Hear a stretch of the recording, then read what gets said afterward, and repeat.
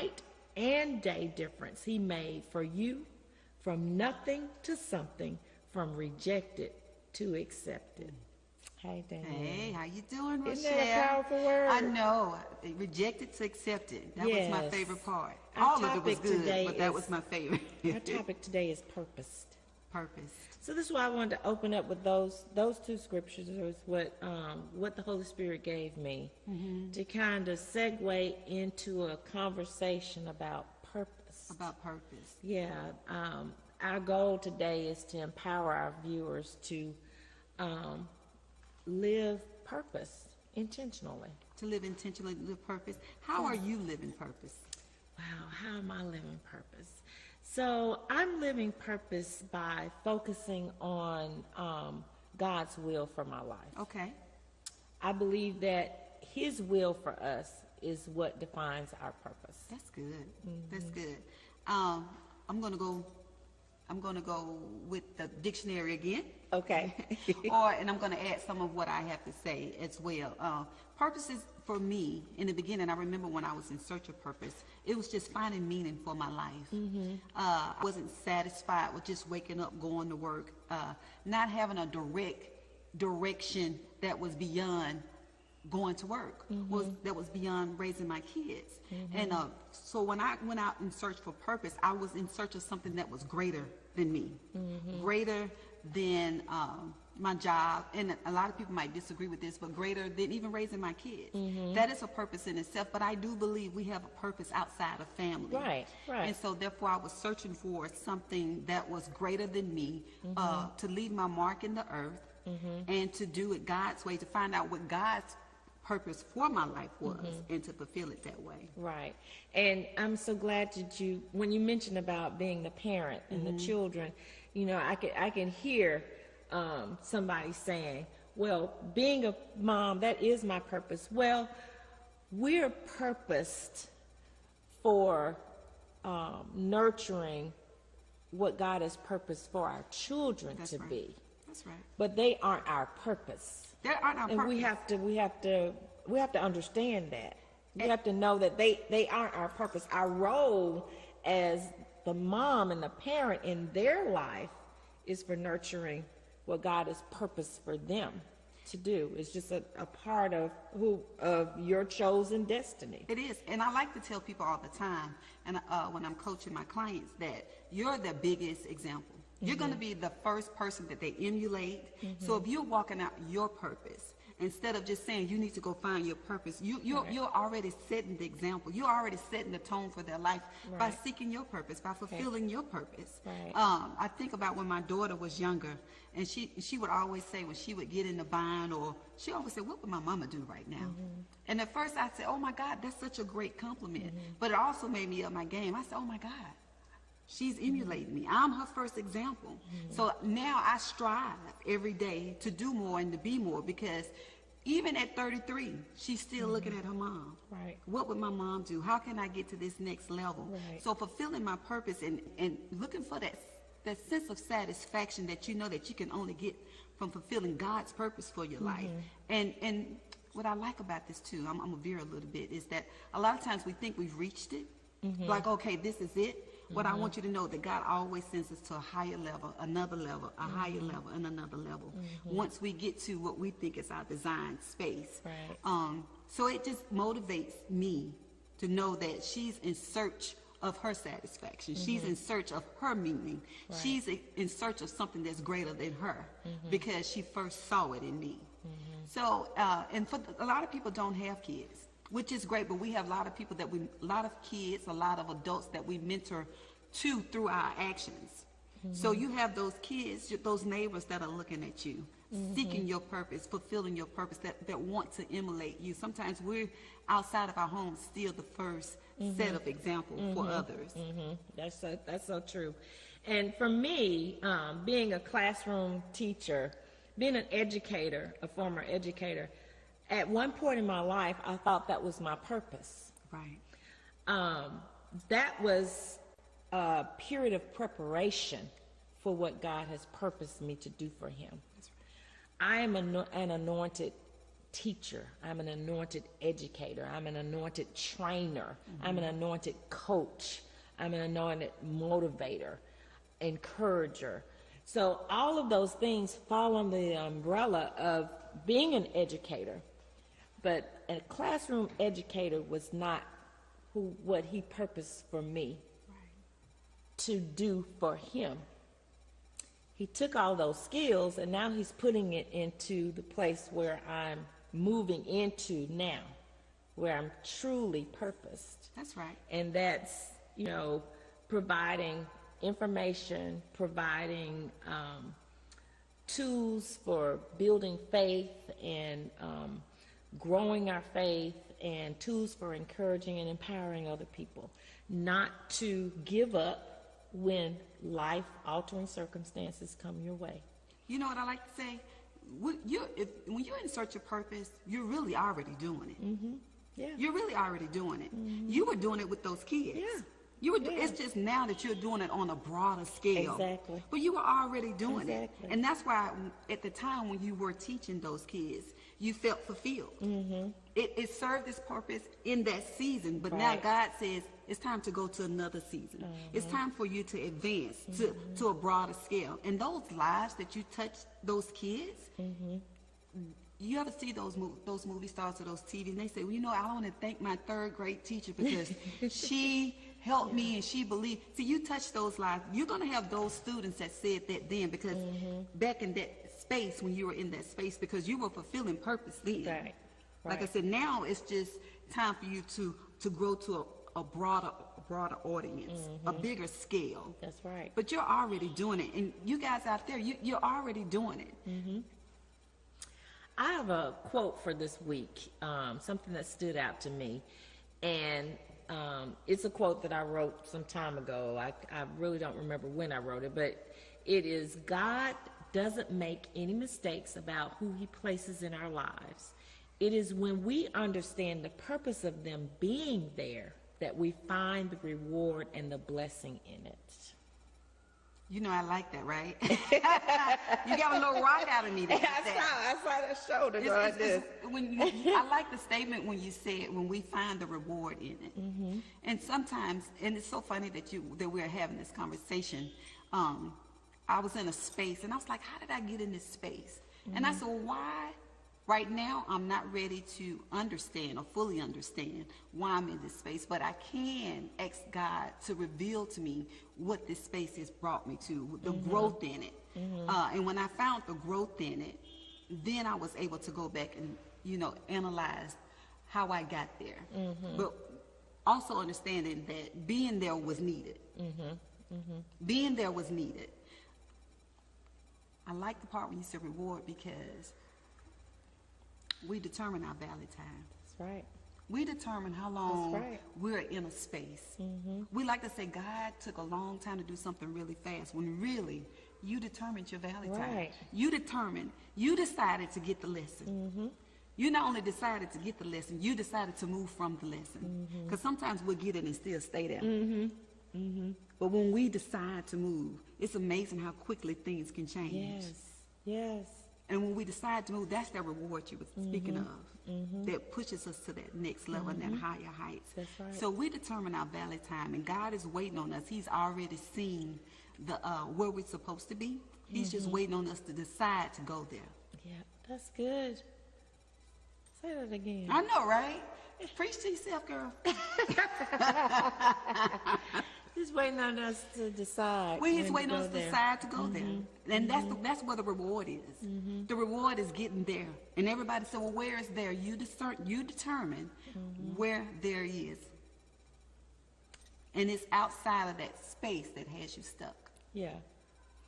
And oftentimes that's our mind space. That's our perspective on, what we think purpose is in that space. In that space. In that space. Rochelle, that's so good. Now that was good. That was good. We decide. And like I said, when we get outside of ourselves and freely move with the will of God, that was good too. And freely move with the will of God. I promise you, that valley time, you guys know I love the Israelites. What took 40 years could have taken 2 days if they would have decided Yeah. That's why I said you determine your valley time. That's You good. you determine, once you get clarity of what that purpose is for that moment, you determine how long you stay there. That's true. You determine to say, okay, God, this is what you're showing me. I see what you're showing me. And the Holy Spirit, because he gives us free will, he says, here's a way out. A lot of times we say, oh, we're stuck. God says, no, I always give you a way Or out. we're waiting for that thing to drop out of the Yeah. sky, and it's been there. It's been there the whole time. He gave time. us a He way gave out. you a way out. We just kept looking at it. Because it didn't look like the way we wanted it to look. Better yet, we wasn't ready. We wasn't ready. Right. My girlfriend said, Danielle, you knew you knew what was going on. Why didn't you tell me? You wasn't ready. Wasn't ready. Well, our producers are ready for us to They take a really break. are. So we're going to take a break. We'll be back. Hi, I'm Danielle Evans, best-selling author of The Inside Scoop, and I'm here at Casual Conversations with Rochelle Gaston Malone. Be empowered, stay empowered, and live empowered by faith every day, at home or on the go, with your own Empower Your Life Ministries Power Pack. For more information on how to receive your Power Pack, email Empower Your Life Ministries Power Pack to empoweryourlifeministries@gmail.com. People think we're in business of making them look good, but we're really in business to listen. It's how you learn, but it's also how you teach. It's all our responsibility to teach tomorrow's leaders so they can be a better businesses, better government, and better communities. I am Willie Etheridge of Etheridge Brothers Barbershop, and I am open to help shape our future. Are you?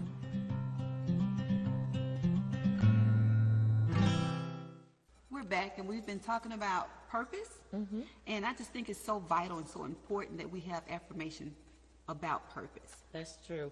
And I have a great affirmation for you guys. There is purpose in all things. So the affirmation is, I will be careful not to allow my perspective of my circumstances to dictate a response that can terminate my purpose. Second affirmation, I will be intentional about identifying what's required of me within a situation, more so than how the situation is affecting me. Third affirmation, in the middle of that place of adversity where I find purpose, God doesn't make mistakes, so I won't mistake that unforeseen situation or circumstance for one. For one, when I tell you I'm so in love with those affirmations, because we just talked about valley times. Sometimes we think valley times are mistakes. Sometimes we think that maybe this move, there are no mistakes. Right. So that's why I There are love no those mistakes. affirmations. And I really hope that you guys get those affirmations, put them on a wall, put them on your mirror, and make sure that you're saying them daily. That's because we right. need to be reminded there are no mistakes. Right. There are no mistakes, and there's purpose in all things. There's purpose in all things. Yeah. What about that challenge? Okay. We love to give you guys weekly Yes. challenges. We love our banter. We love our conversations and the conversations that we're having with you. But we also enjoy having weekly challenges so that you can implement what it is we're talking about. Exactly. And so this week's challenge, well, of course, the purpose of the challenge always is for you to be empowered, stay empowered, and live empowered by faith. So this week we're going to journal it and we're going to post it. I love it. With that Journal affirmation. it and post it. So you're going to use your Empower Your Life journals, I hope, and post-it notes. If you don't have them, send us an email and we'll tell you how you can get them. But what you're going to do is journal the steps. Well, let me just back up. The steps of our lives are ordered. So in the operational process of our purpose, God, family, work, and church, these are the component areas of our purpose. So you want to list the focus of your purpose for these components. Okay. What are the components again? The components are God, family, work, church. You can, those are the main components.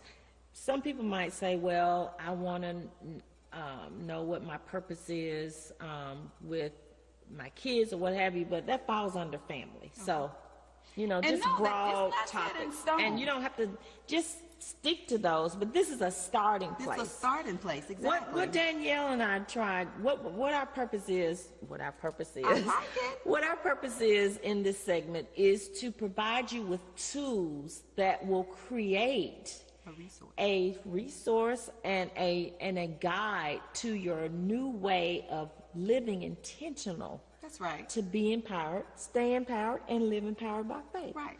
So, you know, you might say, well, I don't want to, you know, list about God, or that's not my component, or family, or church, or I'm not active in the church. Wherever it is. Wherever it is. We're just giving you a point of shift.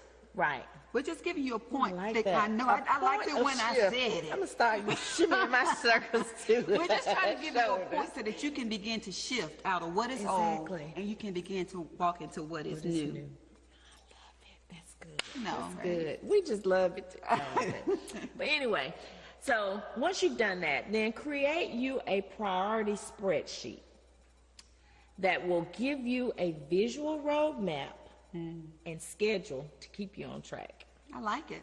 Because you know, you've got to hold yourself accountable. Accountability from other people is good, but we've got to be able to walk this thing out without always being codependent on someone else. God wants us to be codependent on Him. That's right. So this gives you an opportunity to create a spreadsheet that's going to give you a roadmap and a schedule, something visual that you can look at to keep you on track. Because we need to see things. And I always say, start it with a partner. Get your best friend and say, hey, let's do this together. Get you someone that you know is ready to shift. And if you don't have anybody in your circle that's ready to shift or is willing to shift, and this is a freebie, it's time to get a new circle. Yeah. Because you should always be surrounding yourself with people that are moving, that are elevating. And if you're surrounding yourself with people that are fine where they are, I want you to know it's going to be hard for you to get to where you need to be. That's right. So get you somebody that's willing to shift, that wants to change, and you guys can go about this change together. Now, you might not end up together at the end, but sometimes we just need a partner at the beginning. To get started. Quick story, when I went to college with someone, one of my good girlfriends. Danielle, come, let's go to college together. I was like, okay, let's go. She stayed 2 weeks. But I didn't get upset because her goal was her purpose. Her purpose was to get you there. Was to get me there. Yeah. So you might not end up together, but at least you have a starting point, and it's easier to start. I can't actually say that I would have went to school in Tennessee if it wasn't for her saying it. So, wow. Yeah. That's good. That's good.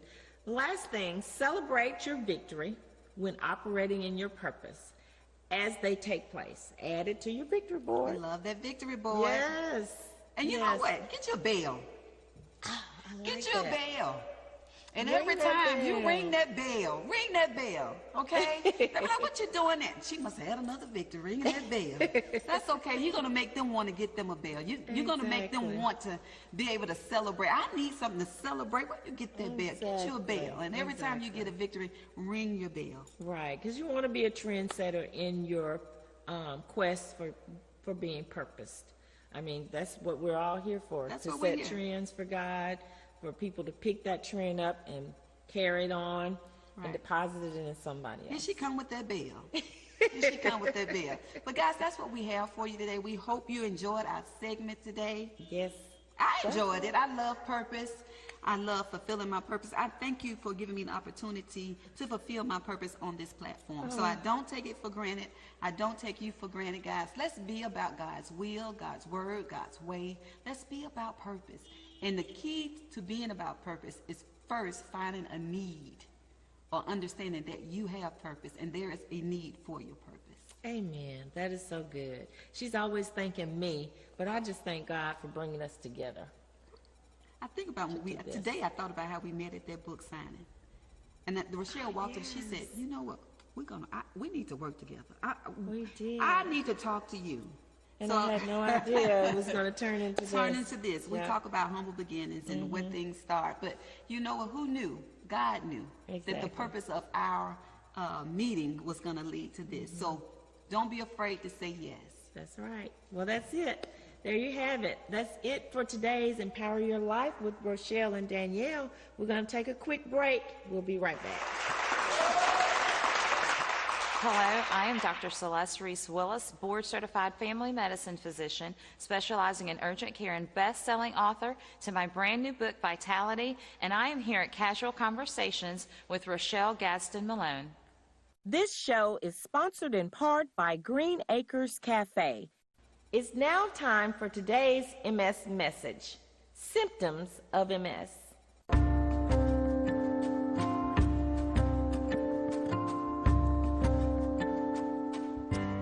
Probably the most common symptom is fatigue. 85 to 90% of patients have significant fatigue. And it's not the fatigue that I get when I'm out, working out, or I'm out running or bicycling or whatever. I get tired too. It's much different. It's a much more significant type of fatigue. So fatigue is probably the number one symptom. But there are visual symptoms. There are balance problems. There's pain. There's bowel problems, bladder problems, sexual dysfunction, swallowing problems. You name it, they can get it. But tingling and fatigue and visual problems are probably three of the most common. But it's not surprising, because remember, every wire in the brain and spinal cord has insulation.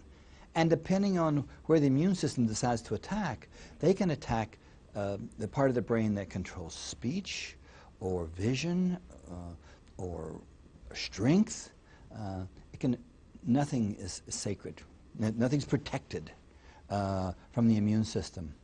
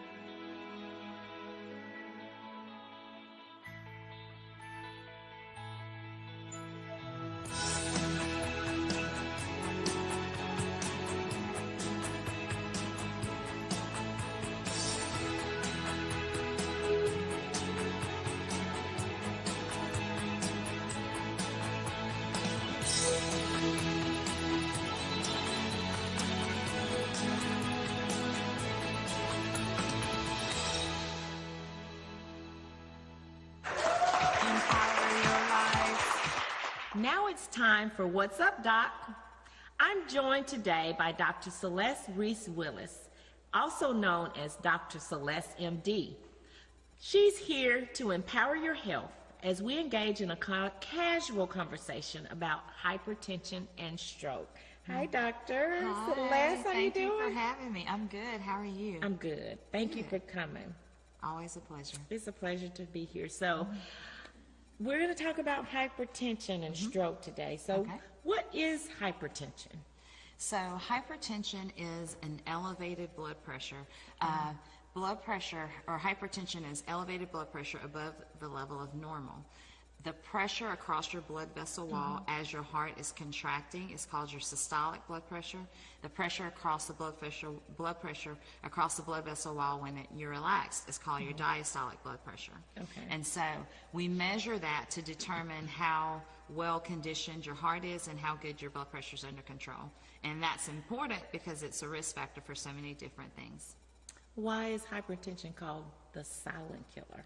Okay, so it's called a silent killer because most of the time when people have elevated blood pressure, they do not get symptoms. In other words, a lot of times people will walk around and they'll have elevated blood pressure for months and months and even years and not have symptoms. So that's why we call it the silent killer, because they don't have symptoms. Sometimes there are people that can get a blood pressure that's extremely high of 180, 190 systolic or that top number, and they could get headache or dizziness.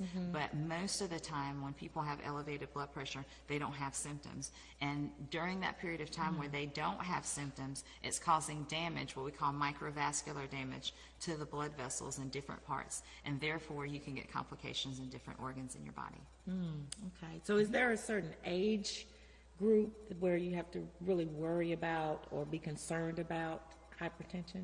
I'm so glad that you asked that question, because a lot of times people think, oh, you know, I'm 30, I'm 40, I don't have high blood pressure, that's something my grandmother has. And in reality, that's just simply not true. We have treated and seen patients over the last 15, 16 years that I've been practicing medicine as an urgent care physician, seeing up to, 70 patients a day. Several times I'll see young people and even children that suffer with high blood pressure and have to be put on blood pressure medicine. So blood pressure that's elevated can occur at any point in time. And so this is something I'm very passionate about. And when I do treat my patients with my virtual medicine visits, this is something that we have a lot of serious talks about, and trying to get their line in health and helping them to live a life of wellness and vitality.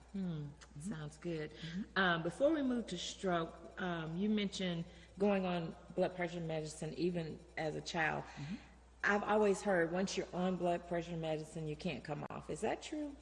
So that is true. However, every patient is evaluated on a case-by-case basis. Okay. Now, if there's a patient that makes radical lifestyle changes, let's say the patient is overweight and they're following a very high cholesterol, high sugary diet, then let's say that they start an exercise program under the supervision of their physician, of course, but start that exercise program, start a weight loss program, change their diet radically.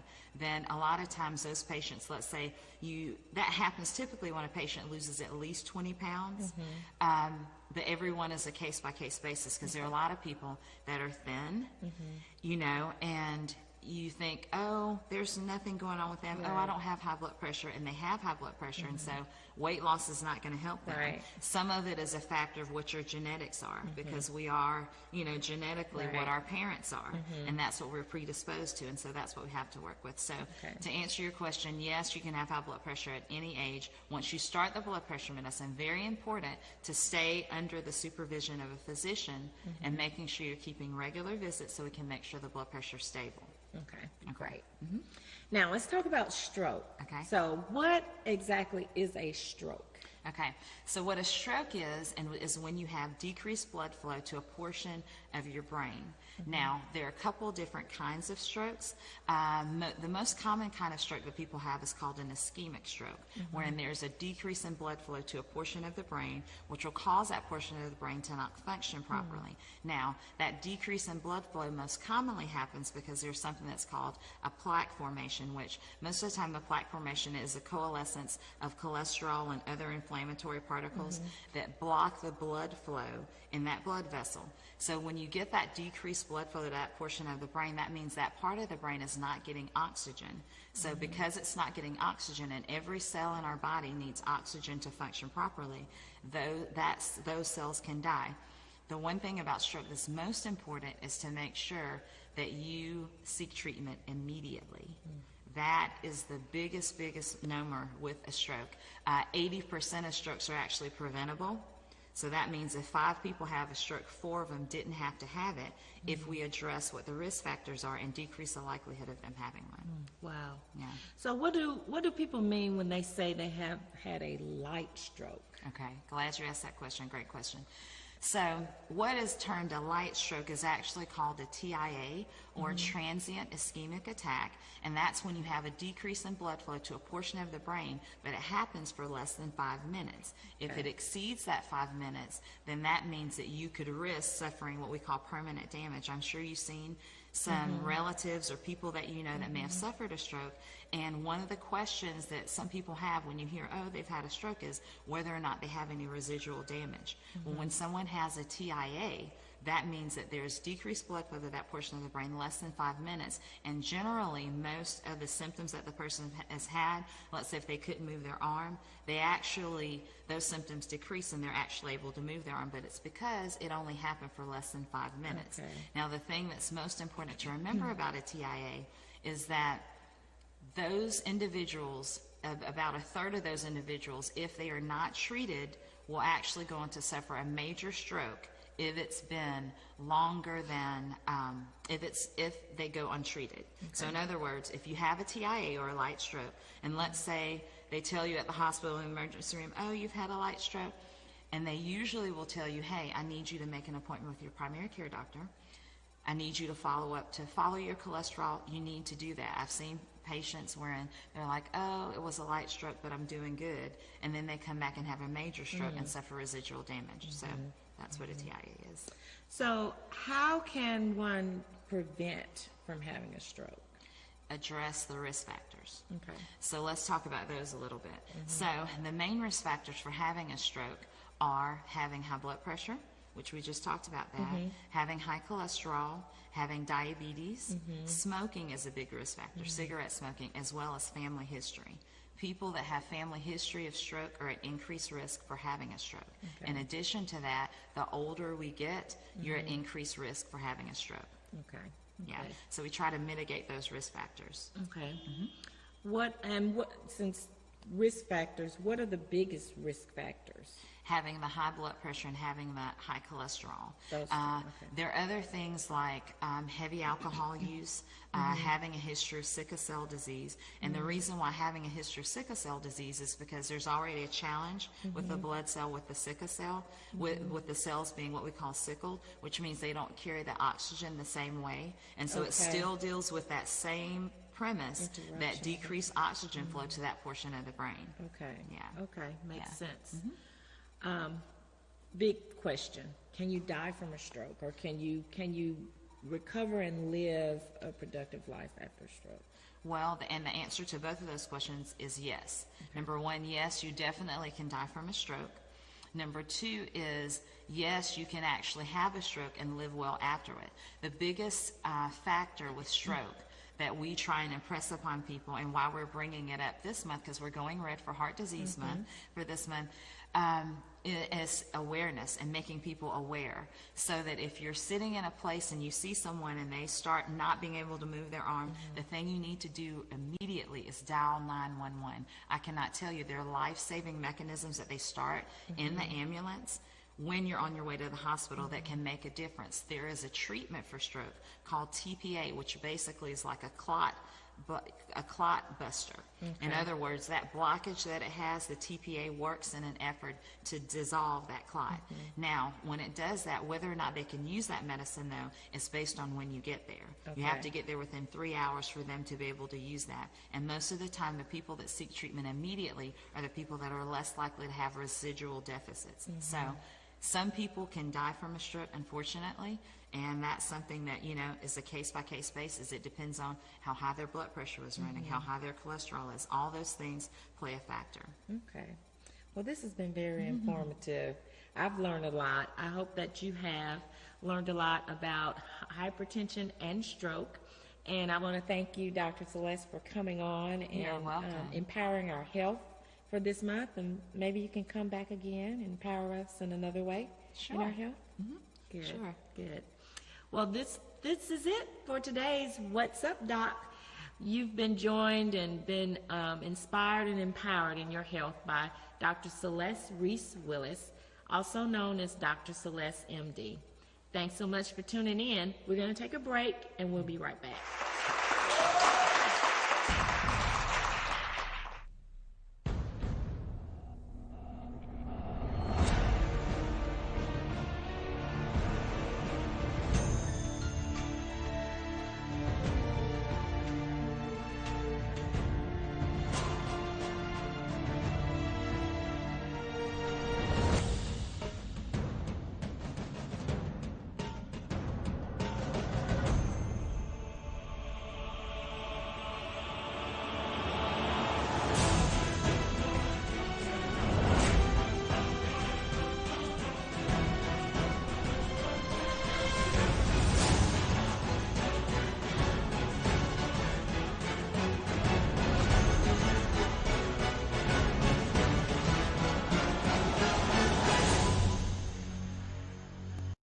Bye, Janet. It's nice seeing you again.